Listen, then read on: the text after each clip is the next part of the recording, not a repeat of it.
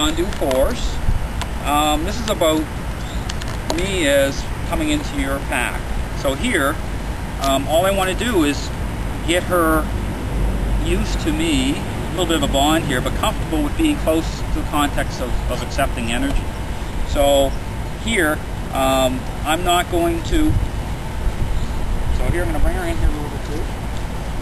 So here, keep the leash shorter, I'm going to keep the leash here near me, because what happens with the dogs is they try to she wants to get away from this. It might be loose enough she slips out too. But that's okay, at least we're in a fenced yard here. So here part of the technique is, even if the collar is a little loose, just keep it angled a little bit so that they can't slip out. So most of the energy is coming around the back of her neck. It's not coming to the front part, the choker here, okay?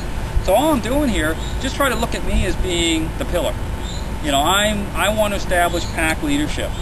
So the context of what is going on here is right now, this is almost like a challenge. You know, she's challenging losing this position that she's had.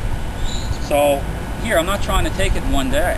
All I'm trying to do is slowly put enough method, and here I'm just ignoring the other dog, okay? So here, is this Julie? So Julie, so here, bring Julie in a little bit. So just a little bit.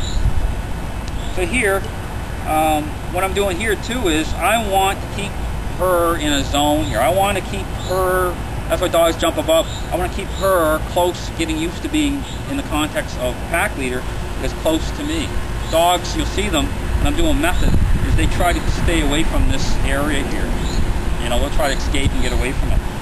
So here, this part of the reason, Sue, this will go even faster, is that if I don't feel bad at all. If I don't say what's wrong, or oh no, or what, any of those thoughts. I'm just, because I'm not doing any, a lot of these methods are aggressive. So here, the moments I'm talking about is, so beyond just getting her used to being here in this context of my energy changing into calm, just calm, assertive, psychological energy, is I want to start to put method on, create these moments. So what I want you to look for here in a second, when I push, when I create the sit position, when I'm pushing, there's going to be a moment of calm. It's going to be for a second. You're going to see it. So it usually happens when I begin to push on her back. So here, sit. So here, same thing. This is good. You see this. So here, same thing. I'll talk about that. So as soon as I start to push, what happened? She just released this dominant energy, right? She's saying, I've never had this happen to me, anyone assert themselves this way. She didn't try to bite me, but she's very unstable, so she's close to that. So here, I'm going to walk her forward here. If she starts to resist too much, so I'm just going to stop. So I'm not going to try to drag her along here, but what we need to start to get her used to, hey, Billy, got it. No, it's fine. Good girl.